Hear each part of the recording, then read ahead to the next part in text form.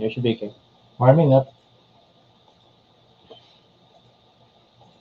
Oh yeah. Welcome, welcome. We're getting this stream on a roll. But then people who are probably watching this part of the video are not on the stream and watching the YouTube replay. Thanks for being here. Yeah, so this is clearly a no edit recorded live stream We're hardcore that way, you know. because we don't have project or staff, For time, it's like and we're just doing this alone. out of the goodness. So of if our you're heart. watching, thank you for watching. We'll be starting in a few minutes as we manually now reshare the link to our friends. Hey Kenny, you are first in line. Well, he better be. It's his topic. Oops. Wrong. Edit post, not video.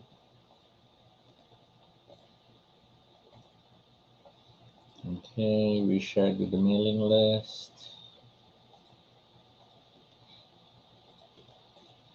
Live chat is there. Now resharing them.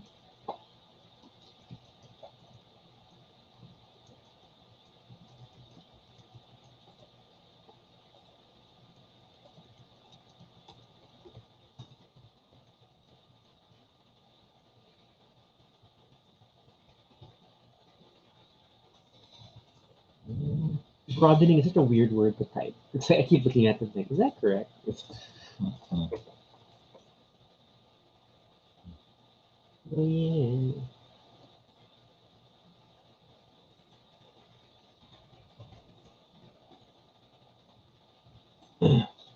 Really weird how there are all these late tags, which I know, parang I thought I cleared them out earlier today, but they still appear. It's because we're tagged into every single drag video on the planet I'm sometimes. starting to wonder if we should like have a heading that says starting in a few minutes. Yeah, it's like I do this for the thumbnail, and then I think about it. I know I actually have one. Like, Audio sounds kind of muffled though. yun naman, which means it is, yeah. So wait,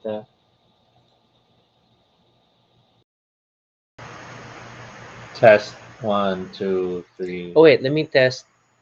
Um, test. How is this one?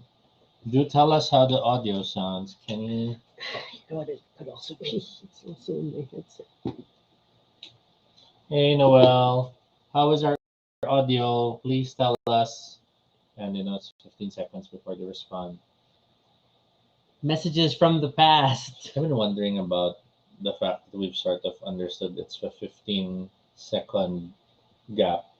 So shall I tell the queens na parang Kenny's saying it's good for a second, so it's not good now, Kenny.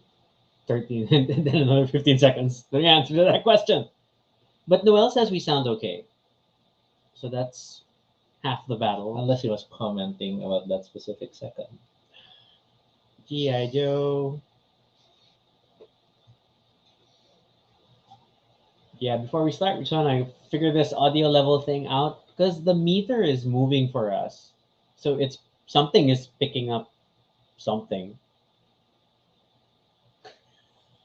This delay between responses.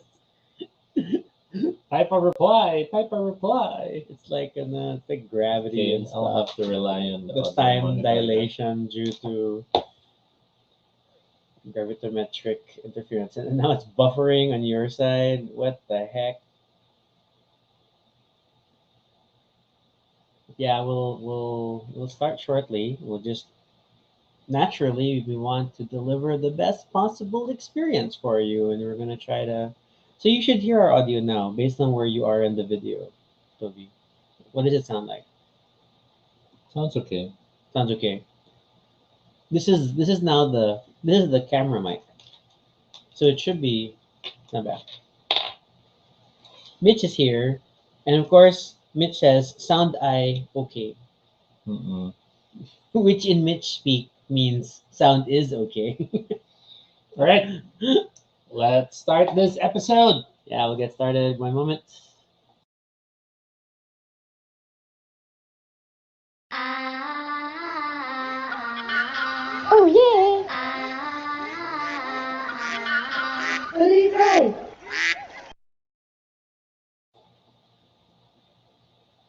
This is Toby. And this is Rocky. And if it's your first time here, welcome to Baduy Pride, a little space and we talk about anything we want. It is completely unscripted and not entirely accurate, but at least it's honest. Join us as we talk about everything and anything random live. And if it's not your first time here, thank you so much for joining us again. This is episode 247. Grabe, ang dami. And it's a Friday. So we talk about Grabe. stuff that we feel are nice to draw from our list of suggested topics. And today's suggested topic is from Kenny. And the topic is Broadening your networks and circles, both like professional and personal.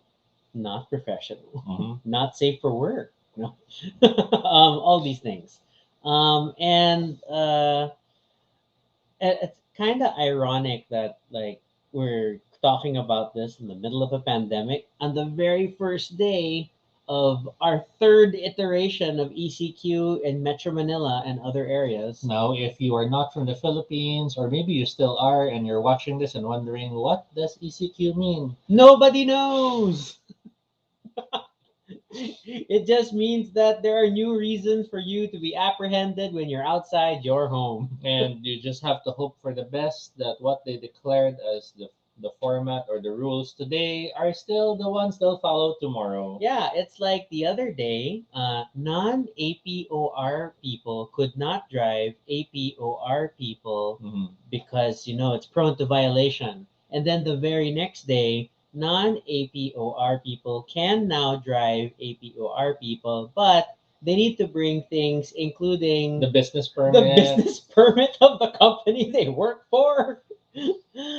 Who casually sends out copies of their business permit to people? And they were expected to have this prepared like in another day. the 24 hours before the implementation. Yes, yes. So it's super awesome. So when you don't want to think about such brilliant consistency of our quarantine implementation, we're instead going to talk about networking. Ooh. But then, well, I guess to some degree, it will cross over into people who will ask if you're open minded. But we'll talk about sort of broadening your professional networks first, because I think that might be easier and a bit more straightforward. And then we'll talk about the personal stuff, which I feel like is harder these days. Mhm. Okay, so where do you want to start? I saw you trying to find something to define.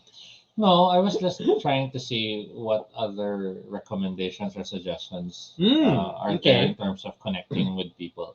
Because admittedly, I never really had a more professional network, so to speak. Whoa, whoa, whoa. You're also the person who just blindly cold messaged into Kickstarters hoping to write for them. But that's my point. I don't have a network. That is still a network. That is a start or the technique for a network.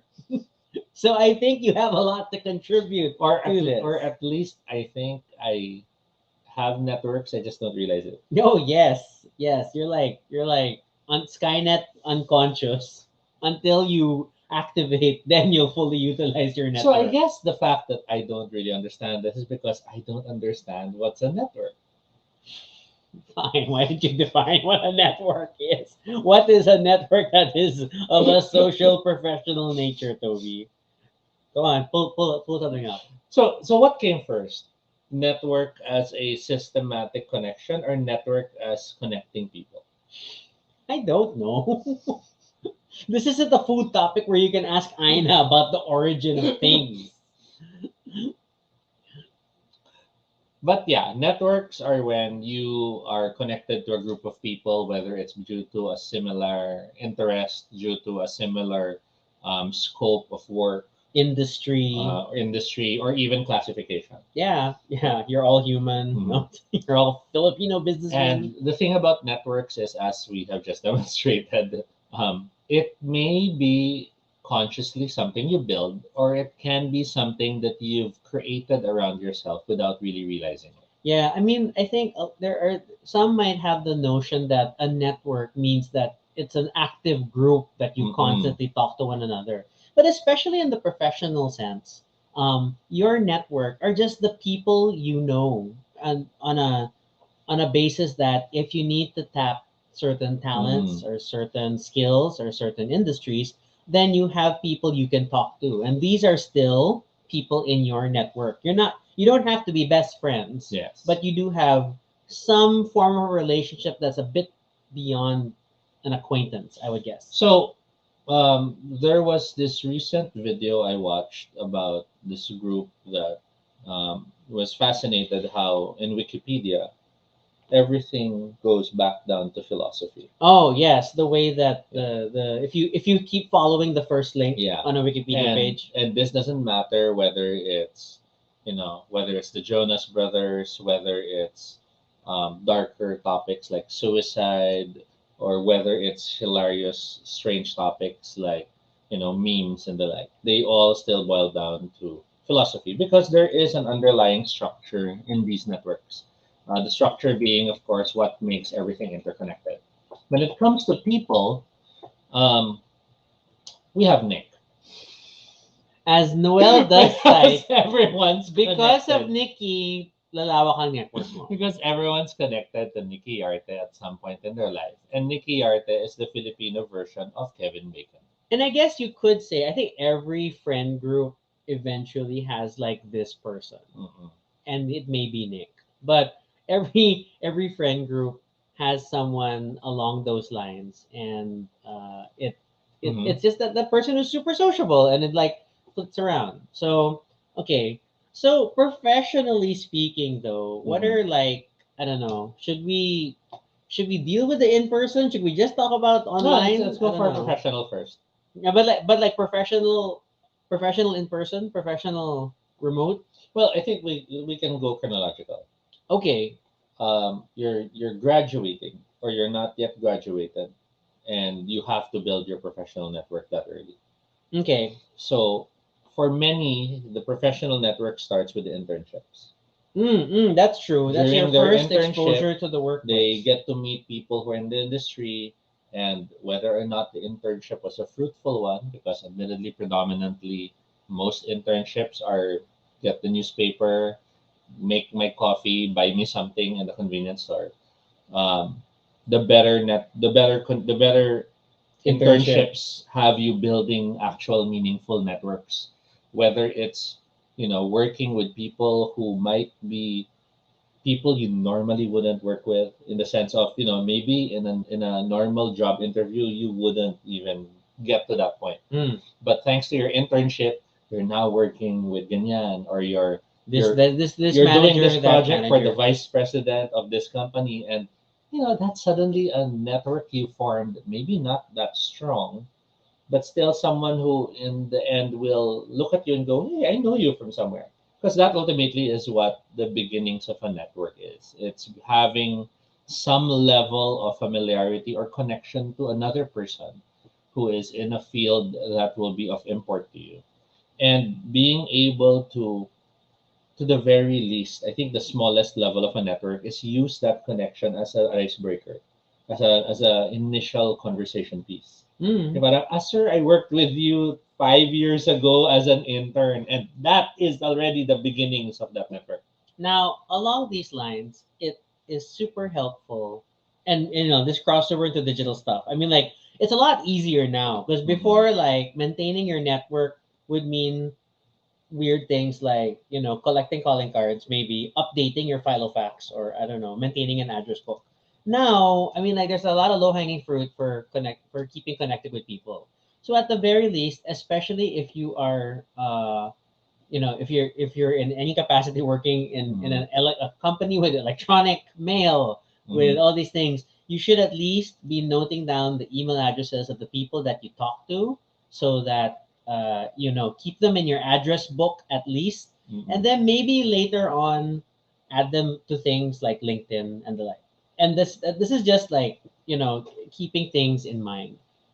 Commercial break. Mitch the site. Nikki is like Kevin Bacon but hotter. Mhm. Wow. And that's for people who can't understand Mitch's comment. No, I'm kidding.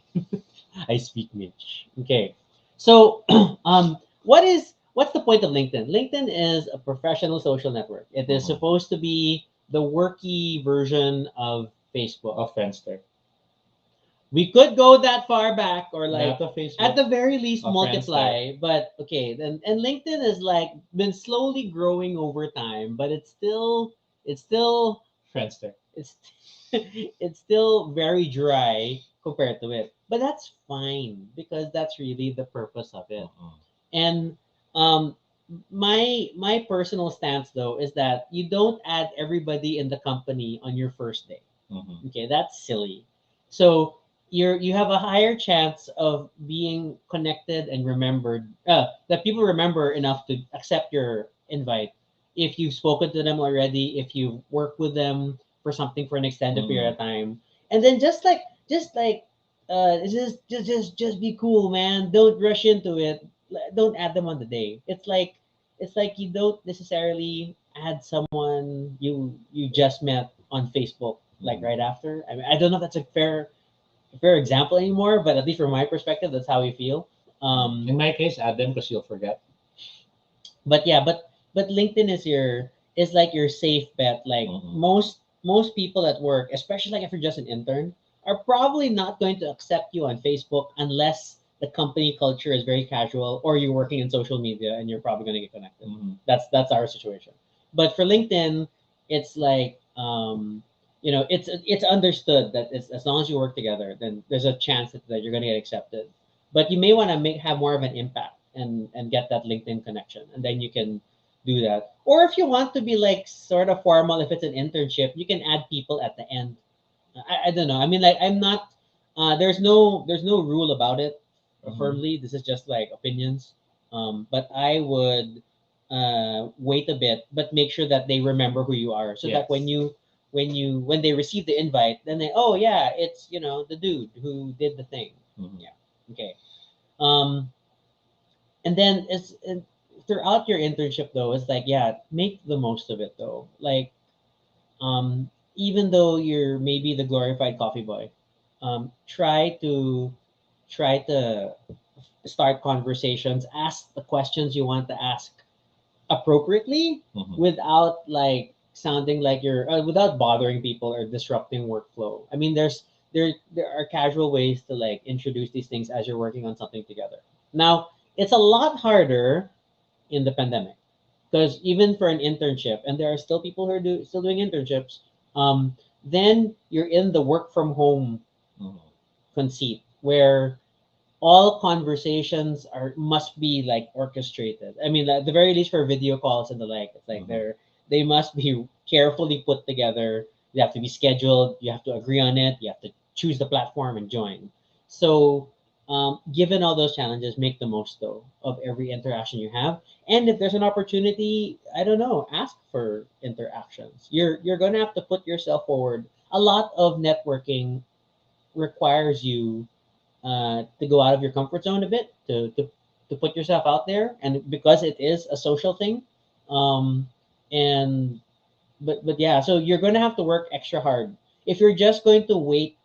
This is me personally. If you're just going to wait for only the scheduled meetings, or only those times that someone asks you a question and you're very passive about initiating conversations with people, you're not going to go anywhere. I feel like you're not going to maximize that internship. You're not forging professional relationships, and you're not building your network. Okay. Um, Noel shares he doesn't add colleagues on Facebook unless they're no longer working for the company. I get that. I get that though. Or sometimes I have the reverse where like if we're not actively working together, Mhm. you slowly disappear from my personal social stuff. It's like sorry. It everybody has their own rules. Okay. Oh, you want to say Noel explains also that this is where socials night actually work, especially for newbies in the company. It helps to have that type of activity to forge nice relationships, Mhm. which is cool if your company has something like that. So the new Oxford Dictionary Oh wow! defines connections as to bring together or into contact, a link that is established, to join together as to provide access or communication, to associate or relate in some aspect, to form a relationship or feel an affinity. And this is true when it comes to networking. There is a clear distinction between the act of connecting with someone and the art of building connections. You can simply connect with someone because you work together, so you write down their name, you make sure you have their contacts. You can connect with someone because you notice that they're now doing other projects, and you make sure that you're there again so that the person relates to you in that professional level. But the art of forging connections boils down to how you made the other person feel. And this is not just emotional, but it also means a professional feeling. Did the person feel like you knew what you were doing? Did the person feel like you were someone authentic? Did the person feel like you were someone who paid attention and you weren't just one of those other yes men people who just keep saying yes but doesn't do the job because they weren't really listening to what they were supposed to do? Did you present yourself as someone who had a meaningful connection while if you were working together in some physical place together? Were you actually holding a conversation with them? Or were you just quietly there in the corner staring at them, waiting for the next command? How you presented yourself and how you made them feel in those instances you were possibly together is a large part of what type of connection you'll form. I know there are people in my network whom I don't quite remember them in terms of why I would find them useful, but I keep them in my network because I liked how I felt working with them, or I Hmm. like how I felt relating with them. On a side note, we have people mentioning that there's some weird disconnection messages over on the Facebook side. Sorry, I don't. We're not seeing that on our end just at the moment. But I know that message where it sometimes blacks out or it just it pauses for a bit. So yeah, I our internet is limited to this. We're already at supposed max, but we hope that it stabilizes. But thank you for Hmm. your patience. Okay. Um. Yeah. So like, and I guess it's also because I worked in BPO, which really exposes you to a crazy number of people. So then like my LinkedIn, is, I'm fairly liberal about my LinkedIn. Like if I do consciously remember who you are at the workplace Hmm. that we work together, then I'm probably gonna accept you into my network. Um, if we just worked at the same company, but I don't remember who you are, I may not. Hmm. If I just see that we have a common company overlap thing and like, oh, there's like literally thousands of us in that office, I don't think it's enough for me to decide to link up with you.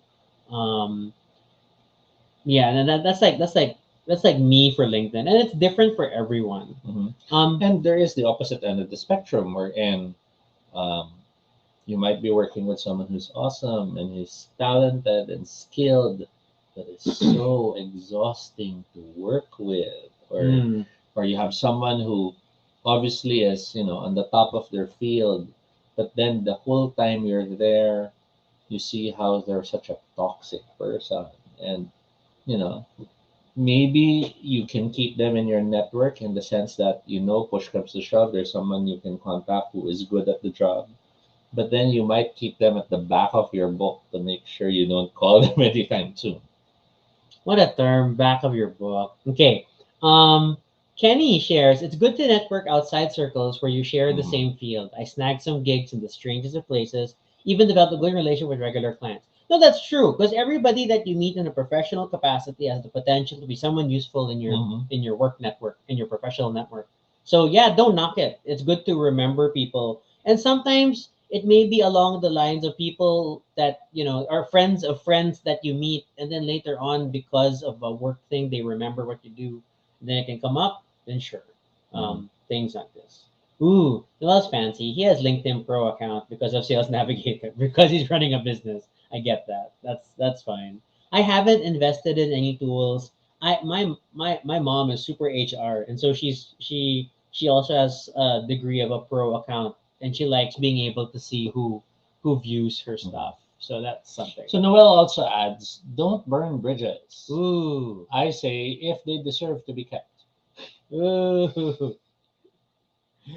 Because I have chosen to burn bridges with people who I feel I am healthier not being connected to. Well, yes, for your own well-being, that's still Mhm. important. And I guess the main bridge you shouldn't burn is um, for any group or individual whom you feel you will still cross paths with on a more common basis.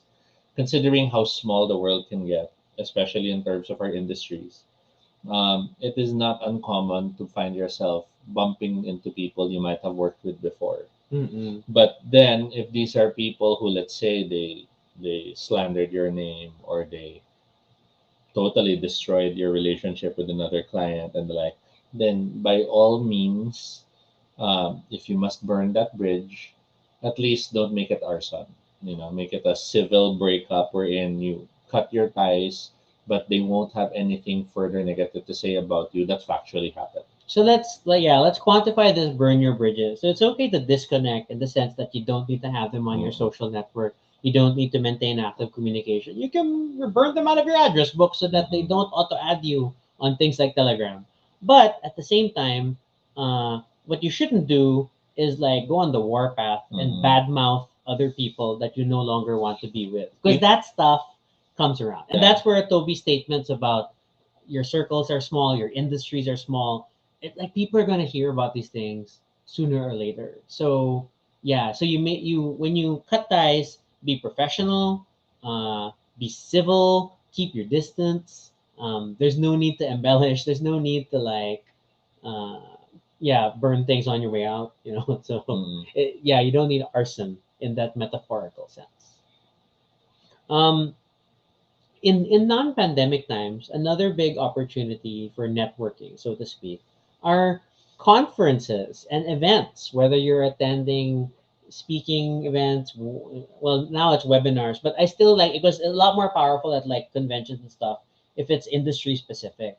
And if you take the time to note all the people that you meet, then that can be super valuable. I mean, I think about on a lighter scale, like ESGS as an event. So it's a gaming convention, and then typically part of the ESGS or alongside the ESGS is the Indie Fiesta, and Toby's joined that for a while, and it's a great place for independent game creators to meet other game creators. Mhm. And Toby has made a lot of friends Mhm. through events like this, and they're good friends for things, because you're all working in a similar Yeah. industry. Then like there was one like, do we want to try printing stuff for one of your games? And then they were people who knew Mhm. who to talk Yeah. to get stuff printed. Or if you need an artist, then they have people that they can recommend, and Mhm. that's the power of a network, really. And then it works both ways because you might have stuff which for other people is inconceivable or fantastic, but for you, you've gotten so used to it that you feel it's commonplace or not that important. Mm-mm. So you might be thinking parang so you have a few friends who do animation, but then they've never found someone who does animation. So the fact someone is already, oh my god, can you introduce me? That'll be so great. Ganyan. So don't discount what you yourself can contribute to that connection, because many times that thing you can contribute, it might be something you don't even deem that important. You've already gotten so used to it, or you've been privileged enough to have it as something you started with and you didn't have to work for, or you didn't have to struggle to get. So see that as an opportunity to help others out as well. You've gotten help from other sources before, so time to pay it forward and help others get forward as well. Yeah, so me quoting Kimmy Schmidt for another day, but then they're saying that your experiences are not universal. Mhm. So yeah, don't belittle what you know, and at the same time, it never hurts also to ask people in Mhm. your network, because again, they may already have more exposure to experience with certain things that you need, and they can help you. But you won't be able to make that first step until you Mhm. introduce yourself, walk the talk, shake some hands, get calling cards at events, and be sure to link up after.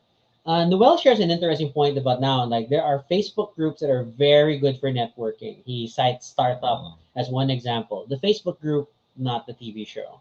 Um, and that's true though, because there are a lot of like very focused professional Mhm. Facebook groups out there.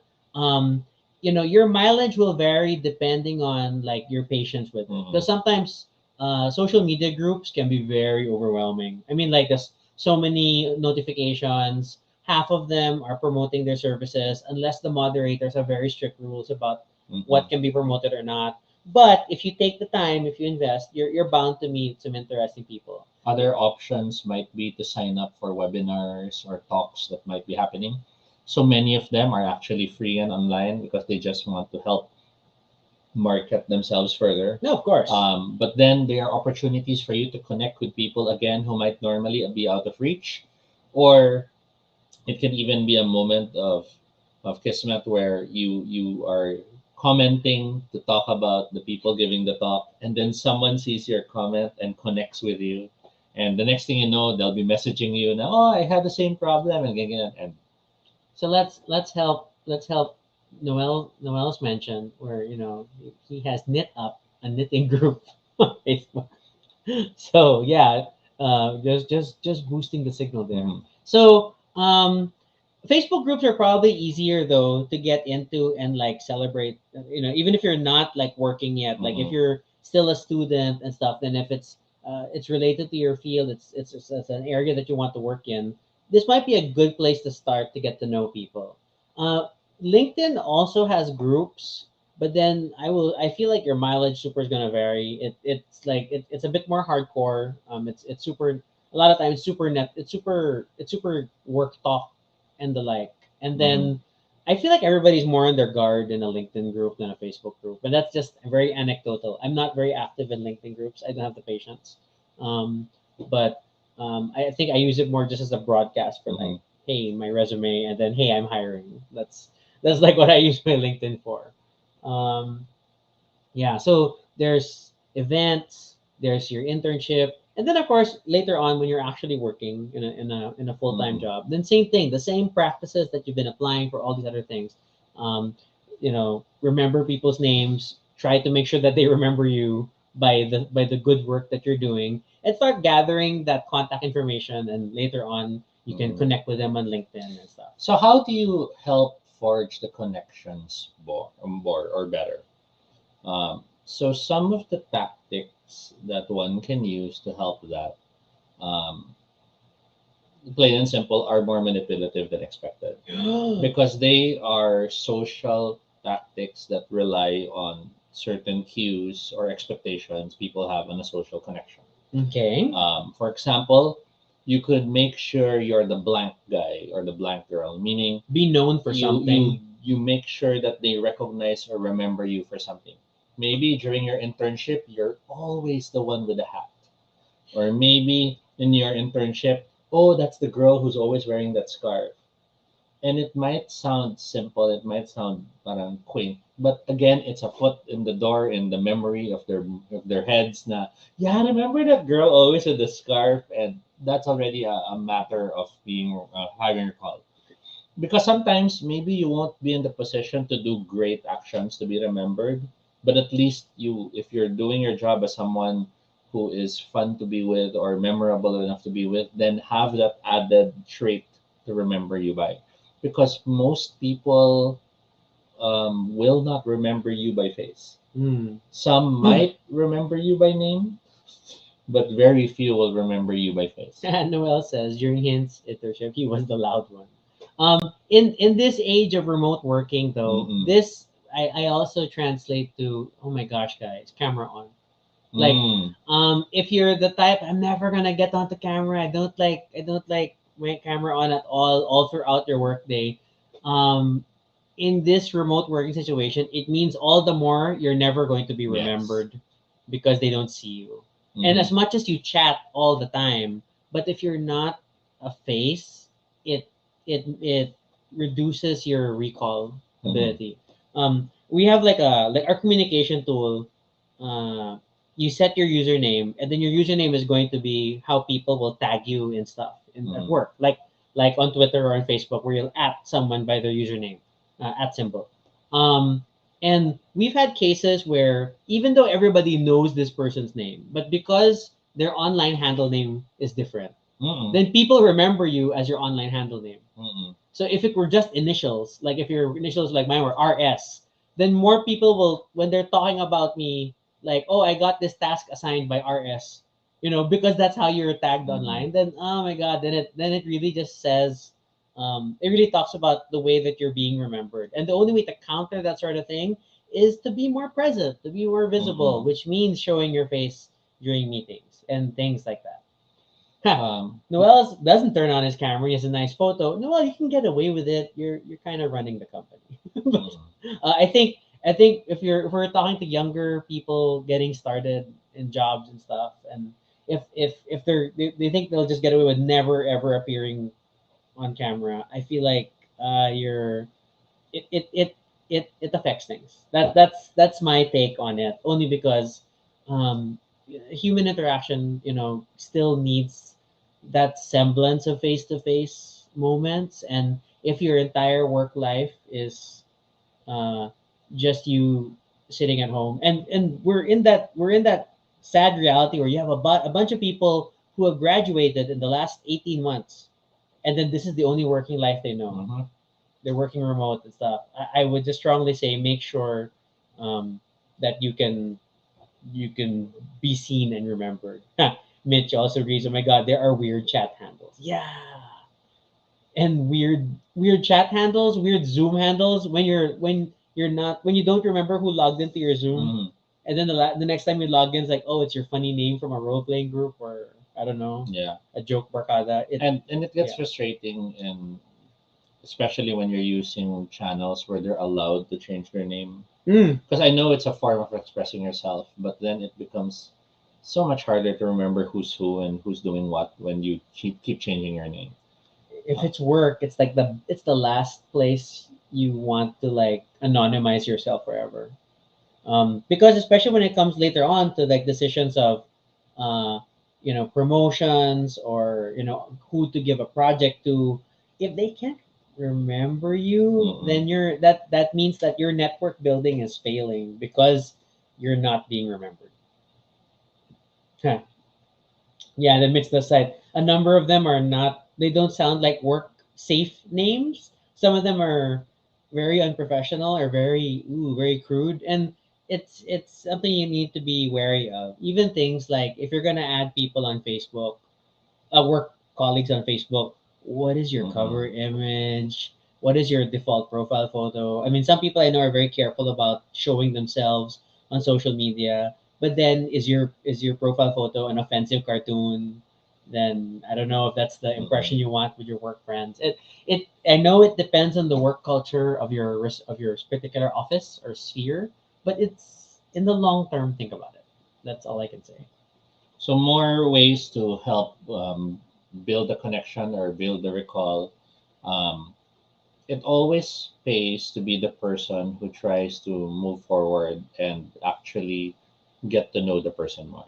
If Hmm. you're new to your job, maybe when you have a chance to talk to your coworkers, you ask them about, how did they get started, or how long have they been in the company, or, if there were any interesting things you know about the company. Maybe the company worked on a certain project, or maybe the company was part of this big thing. Maybe you can ask them if they were part of that.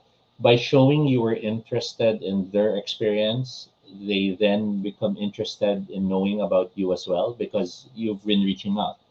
But at the same token, learn to read the room. The moment you realize that they're not connecting to your questions or they're not answering fully, then know when to back off, because then you have to realize when someone might not be interested in forging that connection, maybe that moment or maybe ever. And learning to do that is a skill that will help you build your network better. So on top of the username thing, Noel also cites email addresses, and oh Oh my yes. gosh, I've seen this a lot on resumes, and there's like a lot of like clearly the resume was made when they were in school, Hmm. and it's like think about it. I don't blame them because I've had my share of really weird email addresses before when I was in my earlier jobs. I mean, it's okay, but Because sometimes you're proud of your email address that you want to still use it, but again, if you want to have a certain image, if your image is to show that you're that type of a free spirited, happy go lucky personality, then fine. But if, let's say, you're trying to forge connections because you want to show you're a professional, then have a professional email, even if it's something you rarely use except for that specific purpose. Yeah, I mean, like, so some, and Kenny was saying the same thing. Like, you have a separate professional email. Mm. That's a possibility. He even says to have different social media and a phone number. I mean, that's okay too. But I feel like sometimes if you're too segmented, it gets suspicious. Mhm. But that's like me. And then some you can't really get away from it. Like, for example, if you work in digital marketing, sooner or later you're gonna have to connect. We're Mm-mm. gonna connect on Facebook or sooner or later because we need to connect with tools, and it's hard. It's hard to like fully get away from that. Uh, um, what's this? There's to be fair, like I had one colleague who didn't have Facebook, Mhm. and so only maintained Facebook for work related Mhm. things, and her username was literally like work Rocky. That was like her username, Mhm. and that worked out. I guess I can understand that she literally did not exist on Facebook otherwise, Mhm. and that might be the case. But then when it's multiple, and you know how it is when people you may know really suggests people you may know, I feel like it surfaces sooner or later, and then Yeah. then your crazy profile photo will still come back to haunt you. So segmenting can help to some degree, but Facebook's requirements over real name or as close to possible real name as possible in creating accounts may limit how distinct you make your personalities. Mhm. Okay, Kenny. Ooh, embarrassing moment when I was applying for the internship before. I CC'd the companies I applied for instead of doing separate emails. I didn't know that they would see. Oh, I've had that error as well in the past of just CCing and not blind CCing. And I think I kind of learned now to never trust reply to alls. oh yeah. There was even that I think it was on Twitter where someone was suggesting, there should be like an automated system that the moment you press reply to all, it demands a password, and that in itself will remind you, oh, this is reply to all. Okay, wait a minute. Just something like that. That little alert thing would be a smart thing to have. But It's never good though yeah. to let more than one company know in the same email because it's such a sign of laziness.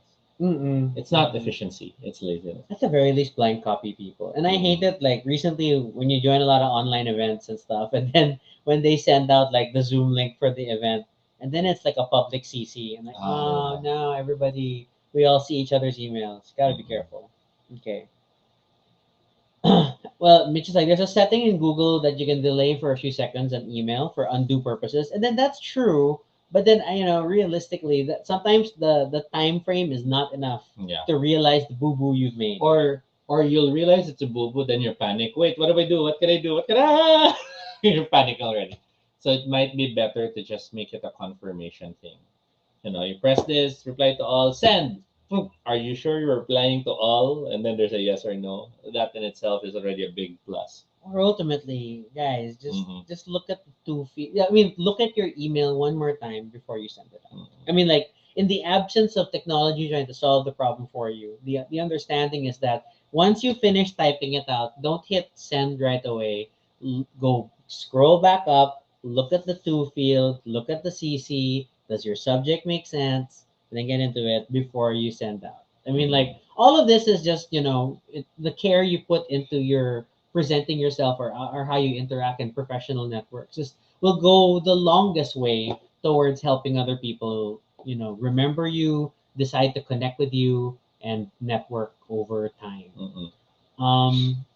I think my only other, I guess probably a few more points, but one thing I will cite, and I see this mostly in recruitment fields, is like, okay, um, the blind LinkedIn adding people on LinkedIn out of the blue is so weird. I mean, like, Yeah. I get it. A lot of people are doing it because they have to sell services, they have to pitch stuff. But then if you are a person who we don't know each other, I feel like you never should just try to add. You're allowed to like put a small blurb of like why you're adding the person and I try. think if you message to ask if it's okay to add, then that feels less intrusive Yeah, like offline. than to Yeah, just get a sudden request to add. that's So true. like I've had a few Blank wants to add you on LinkedIn, but then when I open it, there is a Yeah, there's like a little note. accompanying note na, sir, hoping just to expand my network on people who are into this and like that. And for me, okay, then Yeah. that's fine. Um, I never like adding people who look like they're trying to recruit me. They're literally recruiters. Yeah, They're and literally all these recruiters who are just trying to expand their network yeah, so they have access to more resumes. so I've stopped answering those people. I used to be nice and tell them sorry, I'm happy where I am and all this and that, but I kind of Sometimes I stopped. have fun, and then I'm like, "Oh, why are you trying to connect with me?" And Mm. like, "Sir, I have an opportunity." I think again, "Oh, really? What do you have?" And then Yeah. I've been offered staff positions, and then I'm Someone like, was asking me to be the art director of Canva. "Oh, And I was wow." like looking at it, Canva, that's a big company. I had someone who asked me if I wanted to like do SEO work, and Mm. then I'm like, "Did you look at my LinkedIn profile? You see that I've been a manager for so long, and like you're offering me a staff position, so that's like that doesn't make sense." So yeah, I mean, if you're gonna connect with people out of the blue, Mm-mm. your chances diminish. Hopefully, they remember you if you did work together. But if it's like someone you never talked to and you're hoping to connect, at the very least introduce yourself or Mm-mm. explain the intention, because on LinkedIn there is a bit of leeway for people just wanting to connect because they're looking for people in the industry, and you may still be surprised at how it goes.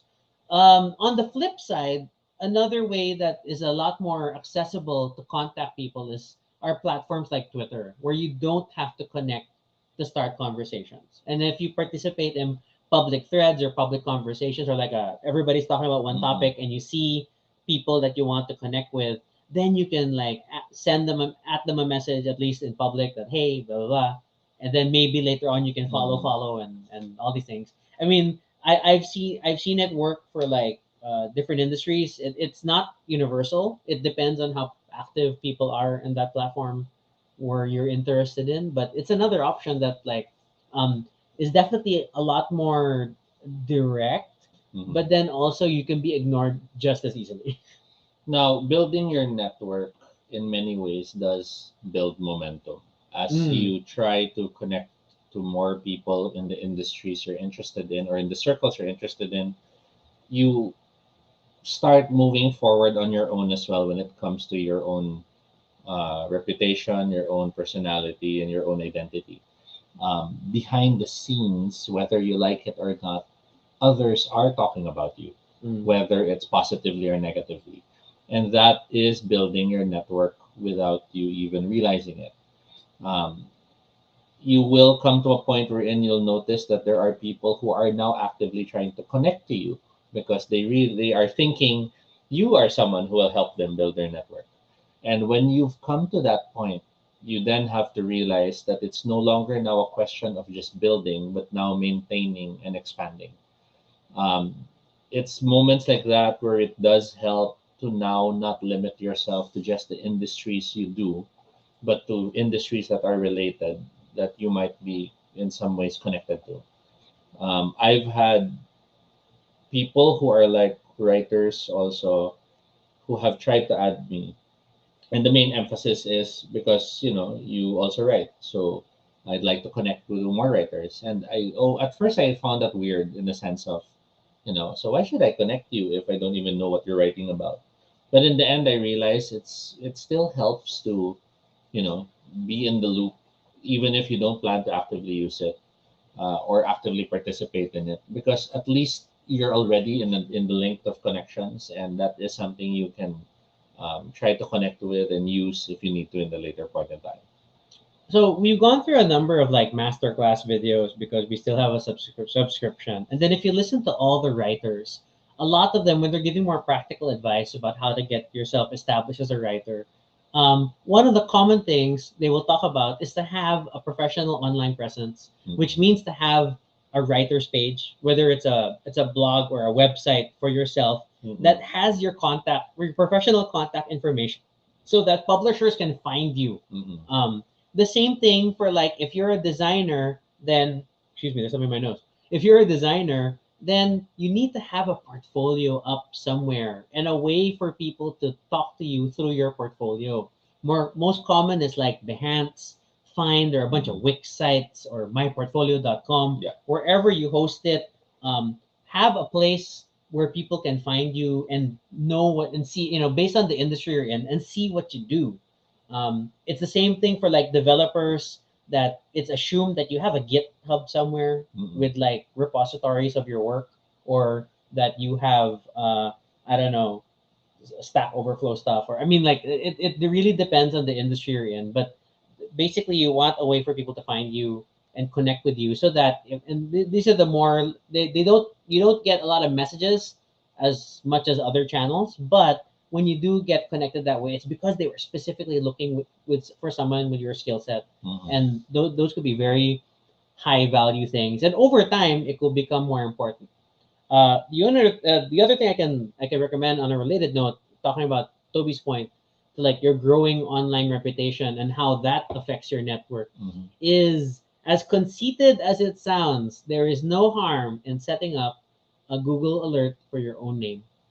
So what does that mean? So you can program a search, and then you can get regular email updates on that search query when new stuff comes up.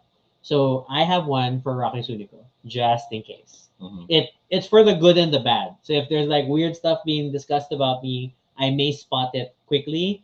If it's just whatever mentions, that's fine. But it doesn't. A Google alert is only gonna crawl news sites, blogs, and stuff. So it's not gonna pick up Twitter mentions or things like that. I'm sure there are tools that can do that for you in a similar note. But I feel like on a professional level, a Google alert is fine, because that's the easy stuff that they're gonna find you. They're gonna find out about you, and you just want to be careful about that. So me, more often than not, it's my own blog posts, that which is fine. That my own blog post with my byline and the Baduy Pride stuff is the one that I get alerts for. But it just it's prudent to kind of keep a net out, and watch for these sort of things. Wow, we're at 7 viewers already. That's a lot of people. How are you doing? We're mainly talking to Noel and Mitch and Kenny. That's why I only highlight the number, because if you're new to the stream and you want to participate, it super helps if you leave a comment. Yes. And we may feature your discussion. We have a conversation. Let us know. I would like to hear from more of you. That's even though it's just like two dudes on the internet talking about professional networking only from their perspective. So let's talk about the personal side of networking. Ooh. So the first question you have to decide on in the personal side of networking is, why are you doing it? Why do you want a network of people on the personal level? Um, for some, it's because they like the attention, and it's a valid reason. Um, Quickest way to do that, the adage "sex does sell" is a truth. Um, you want more people to connect to you faster, then maybe that shirtless pic that shows off your physique is the best way to go. Or maybe you don't want to go all physical, but then you can make sure that you're touching on enticing topics, on controversial discussions. Maybe you can be part of the more, I guess you could say, the louder subset of the internet we're in. Every day is a new day to fight for a new cause, and that's totally fine. You can find what you're looking for, but you have to be honest with yourself what you're looking for. Um, it's one thing to accept what you want, and it's another thing to portray yourself as something completely different, but still do the same thing, and then cry foul when someone identifies you that way. So be aware of how you present yourself and what actions you're doing, and be ready to defend yourself if others misinterpret that, because the point is, the internet is always going to be filled with people who have nothing better to do than to troll others. And when you try to gain a network on a personal level, actually even professional level, but you try to do this through the internet, then the people who love trolling, and not just trolling, but the people who might have their hearts in the right place but aren't doing it the best way, might end up focusing on you, because since as they say, the squeaky wheel gets the oil, the squeaky wheel also gets the complaints. That was an interesting metaphor. Well, it's true, diba? It is. The it more is. squeaky you are, the more that you'll be, the one that the oil will replace. It's pro and con. But while the oil isn't there, everyone's gonna talk about the squeaky wheel. It's like I don't know why. Then my first like related analogy is like if you're a submarine. Okay. If you're a submarine, to find people, you have to ping with sonar, which is like sending a sound wave out and seeing what bounces back. But in the process of sending that out, you're telling everybody Where you're you are. there. So and that's how it is. When you put yourself forward in any social situation, personal or professional, yeah, you're in order to get noticed, you're gonna have to be noticed. And then that's both the good and the bad. So low hanging fruit for trying to broaden a personal network is to probably go with your interests. Like there are a lot of ways to celebrate shared passions, fandoms, likes, hobbies. So depending on that, and nowadays, oh my God, there are so many channels Yes. for celebrating what you love and finding people who also love it. To the very least, I would like to believe that you have friends.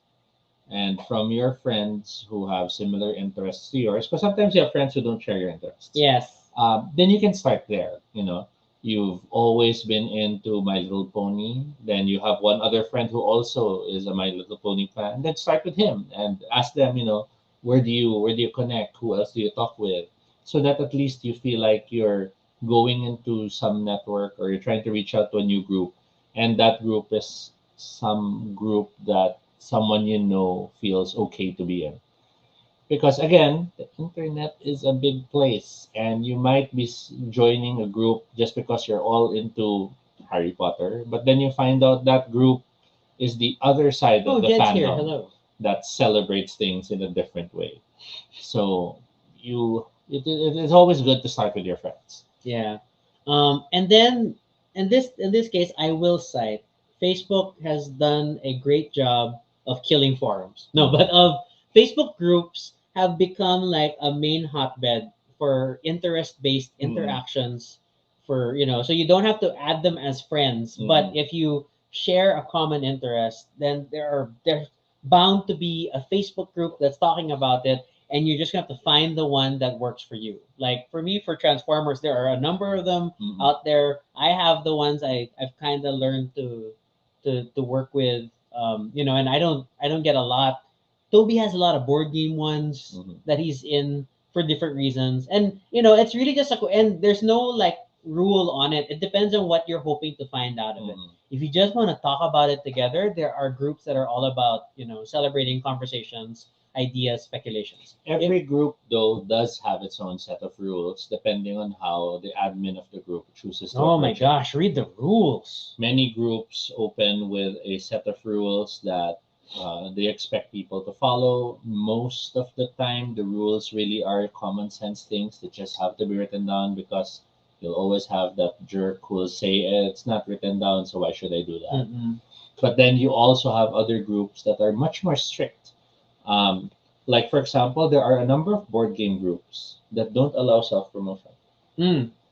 You can't push your own game. Because they don't want it to turn into a marketplace. Yeah. They want it to be a place of talking about concepts, of asking advice, this and that. And then once you have your game, market it somewhere else. Yeah, same thing with like my Transformers groups. Like as much as they allow for sale posts, but then you're only allowed to like post once a day. You can only re-up the post after 48 hours, I think.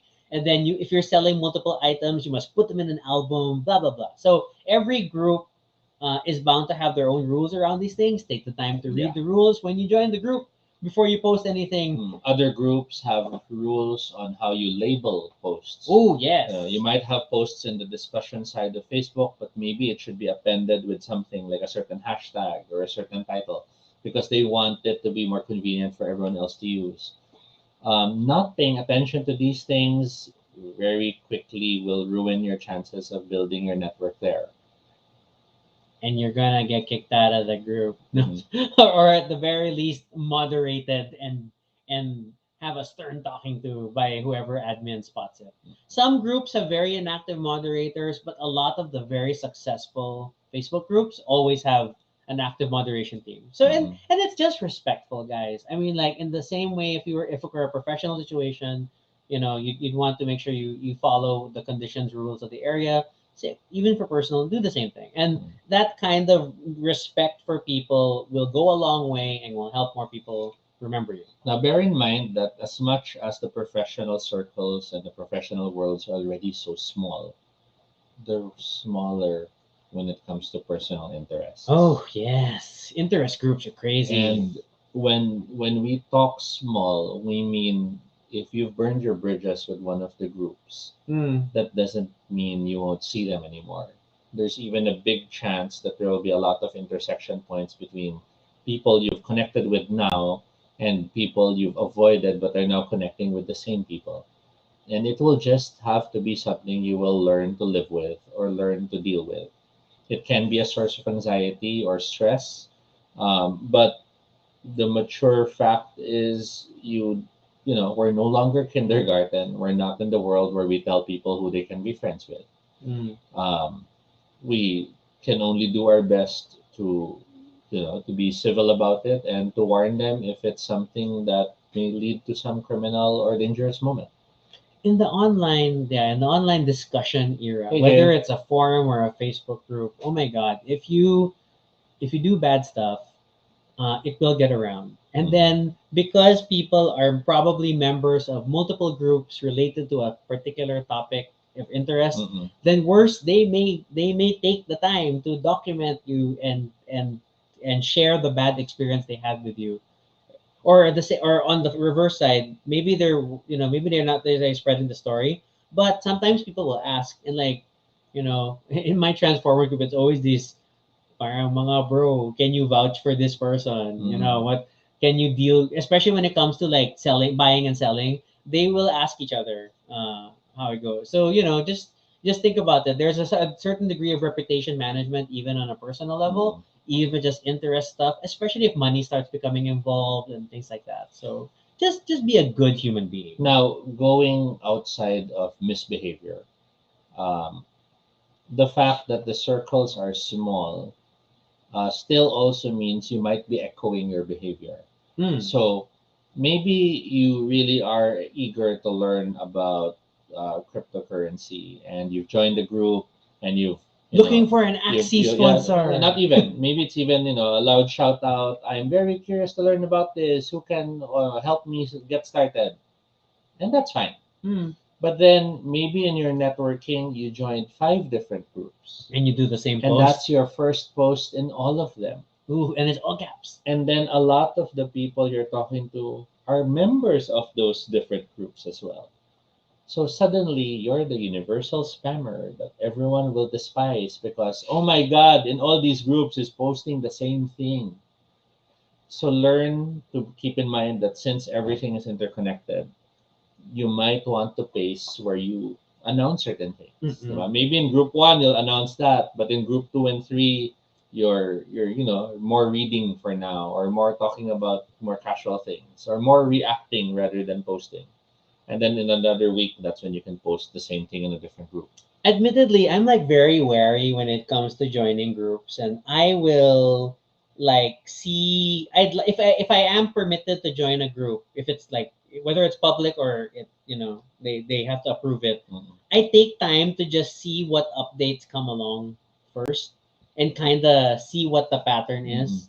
Like even in my transformer group, oh, I got flack for like certain comments I made, Mm-hmm. which were factually true, but they're just frowned upon. Like it's not Mm-hmm. behavior you do. So Yeah, and every group has its own ebb and flow. I think the healthiest way to do it when you start networking online is to be an active listener and Mm, a cooperative participant first before you start throwing your weight around. yeah. So you join the group for the first time, then maybe take a moment to back read to see what people tend to be talking about, to see how they are holding their discussions, get a feel for what the culture is like in that group. because that's what it is ultimately. Every group has their own culture. Mm. Companies have a culture, groups have a culture. Our gaming group, the FGTC, has its own culture. Mm. And while we might be open enough na, sige, let's have a guest over to join us board gaming, that person still won't necessarily match the culture that we're already accustomed to. But they're getting evaluated. Yeah. Because you're And very exclusive. and No, that's kidding. how it's really going to be when you are joining a group for the first time, whether it's virtual or whether it's In person. Yeah. pre-pandemic. We had the okay, everyone's hanging out in what is that bar that everyone's raving about with the mirror in the bathroom that I don't care about. Anyway, they'd all go there, and Kobe. what? Okay, go on. And while everyone's there, if you just jump in and start trying to act like you're excited and owning the place, they will find you, you know, who's he and why is he taking up all that space? Mm. So learn to read the room, learn to carefully grasp the culture before you start trying to change it.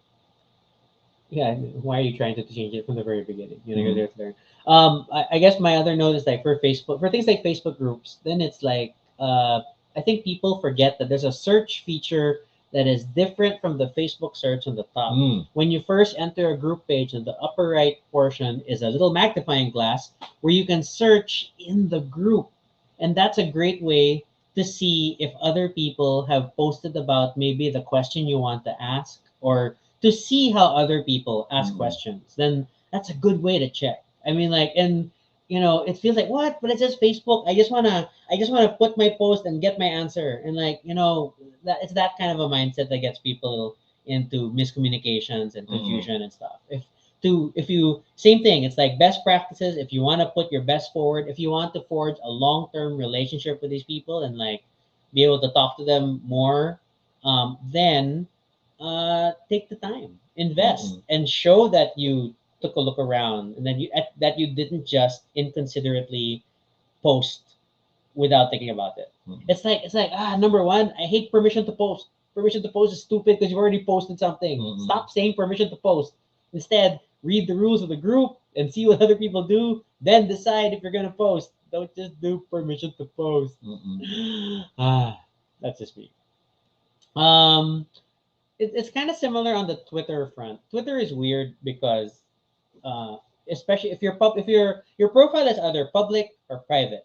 If you're private, nobody can find you. It is a networking dead end. Mhm. If you're public, everybody can find you. It's dangerous. If you're going to join into a public thread or conversation about a topic, just be careful, and like, Mhm. be as long as it is something that if you're really putting your foot down, you're gonna stand beside this statement. If anybody in real life asks you about that statement, you're gonna live by it. Then sure, go ahead and post it. But my main warning for especially for platforms like Twitter, or actually any social media, Mhm. is that whatever you say can be taken out of context, and Mhm. people can And will screenshot be it. Yeah, will be taken and out of will context. screenshot it and take it to another platform. So your Twitter post may be on a Facebook page, Mhm. ridiculing you, and you have to be ready to live with that. Mhm. So and if you still stand by that statement, that's cool. Don't if someone, you're not going to please everyone, and most likely someone is going to be ticked off about it. Then you can just leave it. But if a lot of people are ticked off about it, maybe there's something wrong with what you said, and then Mhm. yeah.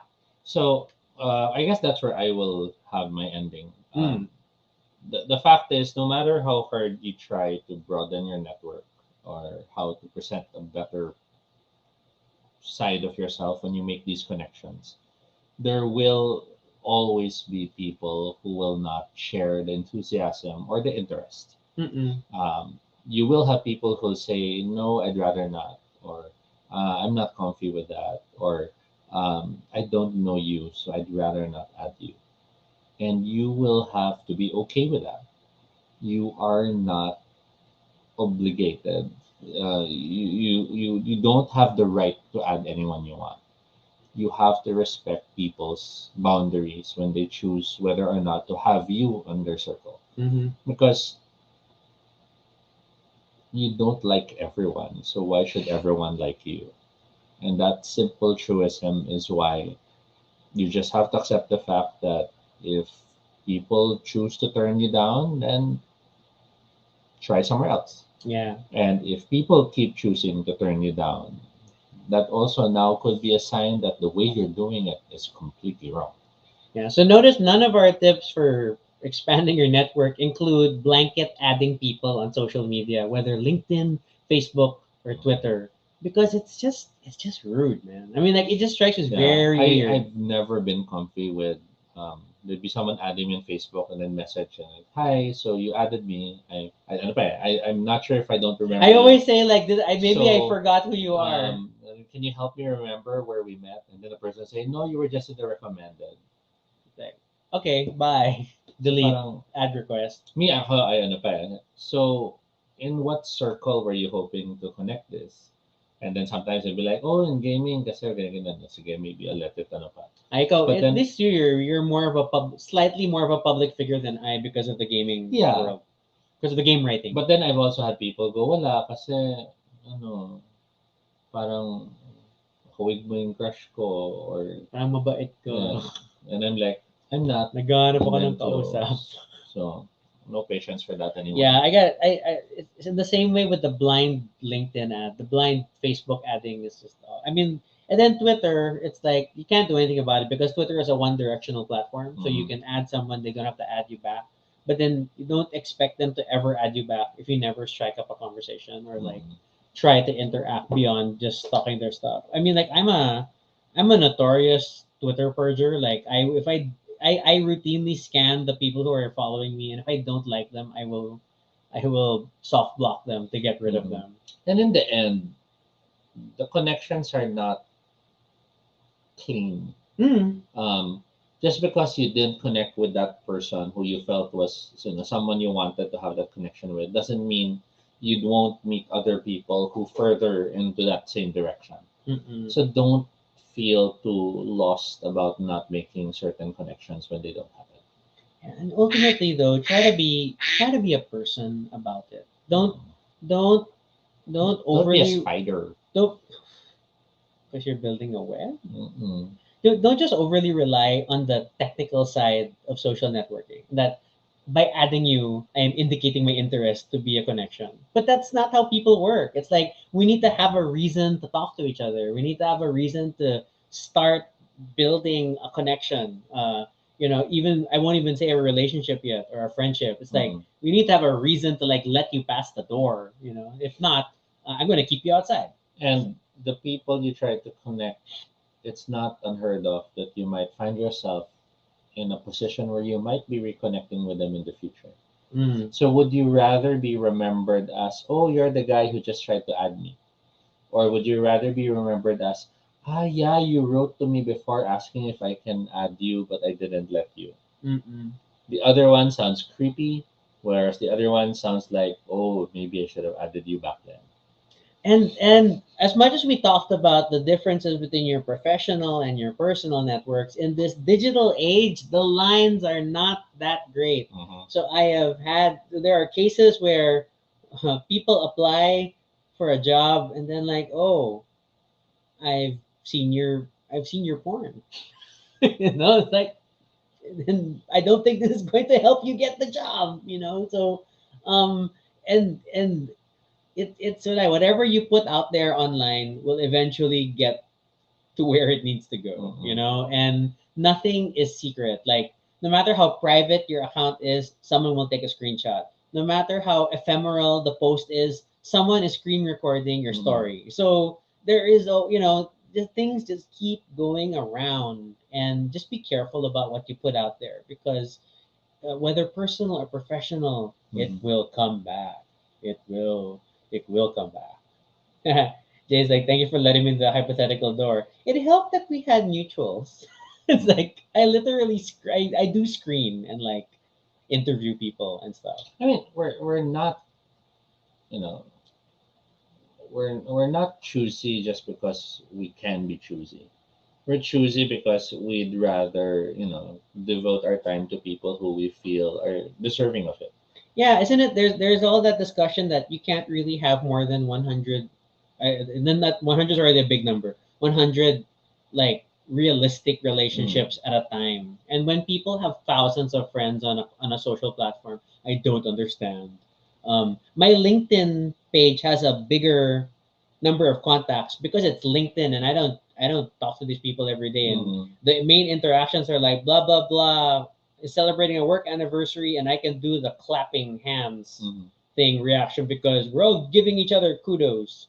But like on Facebook and stuff, I get very angsty when my number of contacts gets too high, and I purge. And even, I like have a certain circle who I guess you could say weekly would be because none of them are daily, but like some of them are every other day, some of them are every 3 days or something. But I'd like message checking on how they're doing, or asking if they're still staying safe, or everything good going on in your part of the world. And in as much as I'd love to do that with all my Facebook contacts, the truth of the matter is, I have my time is worth more than just the casual connections. I need to use my time for other things, whether it's working, whether it's creating, or whether it's resting. And until you respect your own time like that, you will not understand why you will also have to then be selective of whom you choose to spend the time with. Yeah, and and then depending on your level of like assertiveness in this area, it may be completely unfriending people you don't want to see cluttering your social life, or the more common is muting. It's like unfollowing. It's like we're connected, we're friends, but I don't see your stuff because I don't want to see it. I've had friends who I told them, I messaged them now. I'm sorry, I'm really gonna have to mute you. Celebrate your Blah blah blah. your enjoy with sex and all this and that. I just can't risk opening it, and then it's a work meeting, and Yeah. boom boom, that's your butt. And they're like, yeah, sorry. I'm like, no, don't apologize. It's just that it's your feed. oh, I also have to curate. and it's that sort of communication, because there are people who sometimes are sobrang, how dare you mute me? Doesn't my messages mean anything? But like, sorry, boundaries. You can message. I just don't have to see your stream of updates. And it's not that the stream is unwelcome. It's just that we need to be able to control how we receive the information that we are tackling with. In our case, kasi, Facebook is part of work sometimes. Yeah. So we need to also be sure that what's in the feed is what we can work with.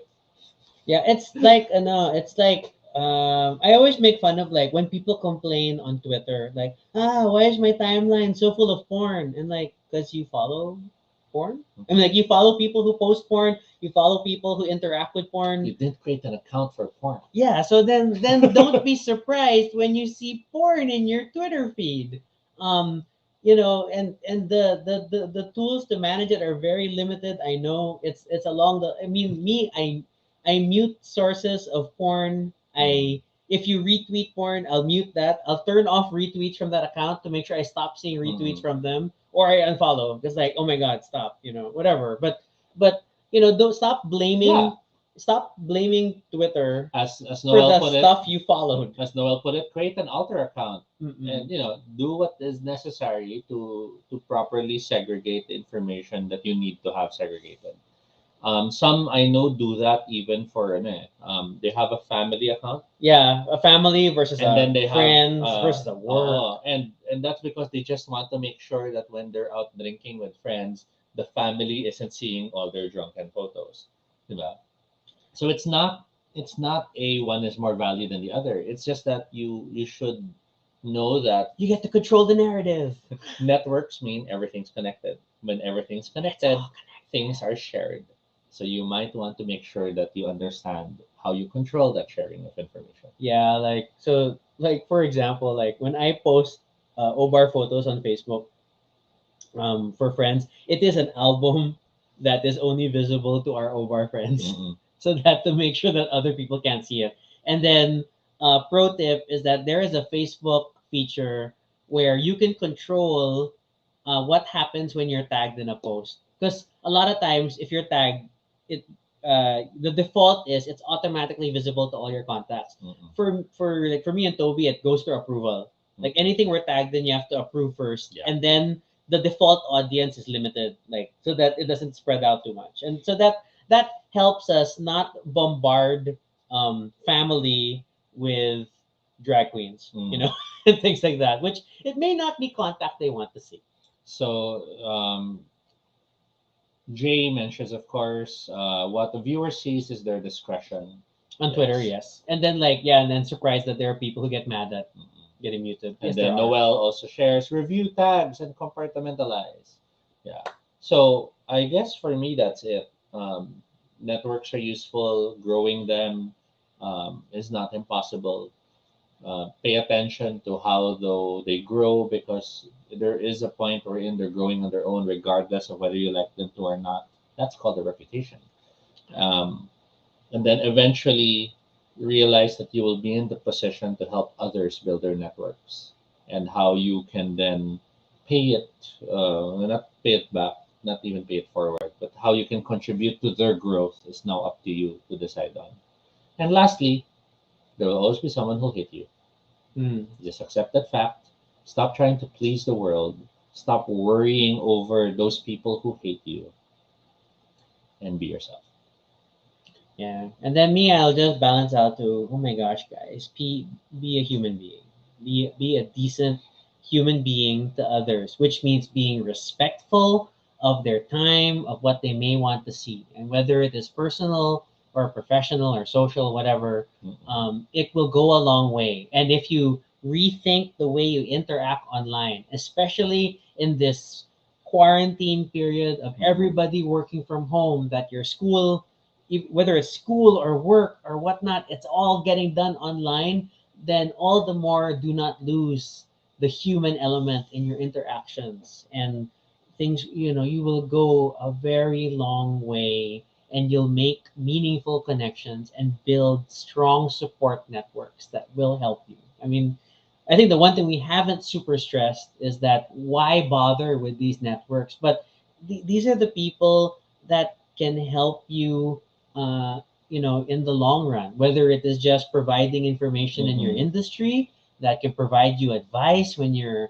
in need of it, that can point you into the right direction. That even things like when you need help navigating customer service for different brands, I'm there. You will be surprised at the power of your social network.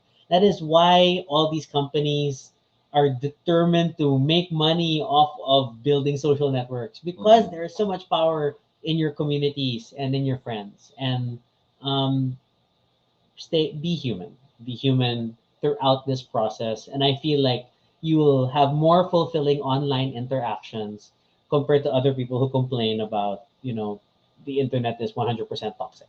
Mhm.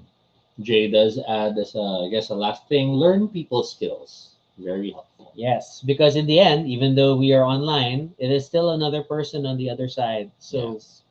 interact with them as people. Super. All right. I think that's about it. Unless they're like, are there questions from the silent audience? There's a surprising number of people watching and are not talking, but that's okay. Maybe you'll have something to share in the next Baduy Pride episode. So this is our last episode for this week. For this week. Don't worry. We're back on Monday. But we have a lot of things that we're weighing on exploring in the coming weeks. Just for small tidbits for those who joined late but didn't see the earlier episodes. There's stuff like the Avatar, The Last Airbender RPG that we might want to cover in one of the episodes in the future. We also want to play. There's a bunch of board games that we've tried that we want to explore, including one of them which basically approaches Horace Waldo with a murder. Oh my god, I want to finish that game. Yeah. There are only a few more scenarios left. And so many more.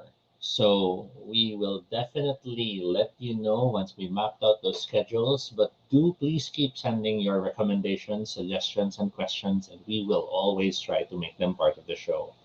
But for now, this is our episode. Thank you so much for joining us this Friday night, and we hope you'll join us again next time.